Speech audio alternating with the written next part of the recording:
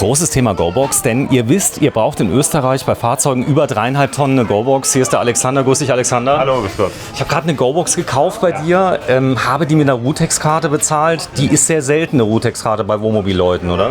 Es geht so. Also manche bezahlen es bar oder mit einer Bankkarte, aber wenn sie so eine Flottenkarte besitzen, Rutex oder Shell, DKV, UTA, das geht alles auch. Gell? Der Vorteil ist, es wird immer abgebucht. Sie kann eigentlich nicht leer werden, oder? Genau, also solange die Karte gültig ist, funktioniert das eigentlich im Normalfall einwandfrei. Sie zahlen die Einfachgebühr von 5 € und dann wird das monatlich abgebucht, was Sie an Kilometern verfahren. Hat den Vorteil, dass Sie nicht immer darauf achten müssen, ob Sie genügend Guthaben auf der Box haben. Und dann funktioniert das im Normalfall gut. So, der Kauf der GoBox, da vorne liegt eine, wenn du mir die mal gerade mal in die Kamera zeigst. So aus, das sind die neuen Modelle. Früher waren sie ein bisschen größer, aber es sind beide noch im regulären Einsatz. So, da vorne ist eine natürlich ausgepackt. Du hast die jetzt für mich programmiert, das heißt Daten eingegeben? Genau, da werden Ihre Daten eingegeben, also der Fahrzeughalter mit dem Kennzeichen, weil so eine Box ist immer kennzeichengebunden. Und ja, dann wird das erfasst und dann können Sie schon losfahren. Wie funktioniert das überhaupt? Da sind jetzt Mautstellen, da fährt man durch? Oberhalb der Autobahn sind solche Scanner und die registrieren das, wenn jemand mit so einer Box unten durchfährt und dann wird das Teilstück, das er abgefahren ist, verbucht auf der Box. Wenn man nicht zahlt, hier vorne ist jetzt eine Besonderheit, es ist mautfrei zwischen hier und Hörbrands. Das gilt aber, mautfrei ist falsch, es ist, glaube ich, vignettenfrei. Vignettenfrei, das bedeutet also nur bis 3,5 Tonnen, also das hat mit dem hier gar nichts zu tun, sondern das Teilstück, das ist hier seit gut 3 Jahren mautbefreit, das gilt aber nur für Fahrzeuge bis 3,5 Tonnen.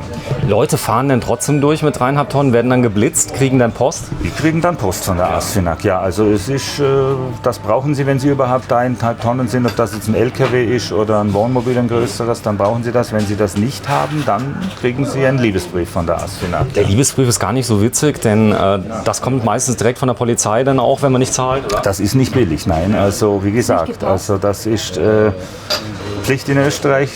Es gibt Teilstrecken, die sind befreit für den bis 3,5 Tonnen, aber wenn sie überhalb 3,5 sind, dann brauchen sie das. Also nochmal zum Mitschreiben, über 3,5 Tonnen brauche ich immer eine GoBox. Das ist egal, ob das ein kleiner LKW ist oder ein Wohnmobil. Das Gewicht ist der entscheidende Faktor. Also diese Sprinter, die 3,5 Tonnen, das geht eigentlich im Normalfall einwandfrei, kleinere Wohnmobile auch, aber es ist das Gewicht, wo dann halt dieser Schnitt kommt und dann brauchen sie das. Okay. Wenn die das jetzt testen, ich habe jetzt ein großes Wohnmobil, bin aber unter 3,5 Tonnen, ist relativ hoch, erkennen die das oder wie funktioniert das? Oder kriege ich dann, oder prüfen die das? Weil sie müssen ja ihr Kennzeichen hinterlegen, oder? Und die sehen ja dann anhand, und sie müssen es nachweisen und die sehen ja bei den Papieren dann, es gibt eine Gewichtsangabe, oder? Für jedes Fahrzeug. Und die ASFINAG ist eine Steuerbehörde, also die hat auf die Daten Zugriff, die kann das schon eruieren, ob das Fahrzeug sowas braucht oder nicht, oder? So, jetzt ist ja hier unten ist das System, das hält jetzt ewig, so eine Box? Nee, also das ist, ich müsste jetzt nachschauen, im Normalfall 2-3 Jahre und da ist eine Batterie drin, je nachdem wie stark Sie verwenden, aber wie ich Ihnen vorher gesagt habe, sollte die mal nicht mehr leuchten oder sie fängt dann an 2-mal oder 4-mal zu piepsen, dann sind das so Hinweise, dass man die mal austauschen sollte oder wieder aufladen oder halt hier in Ihrem Fall, falls eine Karte, die Sie hinterlegt haben, von der Gültigkeit her abläuft, muss man die dann halt auch ersetzen und dann geht das wieder. So, wir sind jetzt hier in der Nähe von Lindau, direkt hinter der Grenze. Gab es schon mal einen Fall, Pandemie, ihr hattet keine Boxen? Oder sind die immer da bei euch? Also wir haben die hier immer. Wir haben ja auch rund um die Uhr geöffnet. Also wir müssen von der ASFINAG, deshalb hatten wir auch während der Pandemie nie geschlossen. Weil hier das Haupteinfallstor von Deutschland hier im Westen Österreichs ist. Also wir hatten auch da 24 Stunden am Tag auf und mussten immer dafür sorgen, dass Vignetten oder GoBoxen verkauft werden können.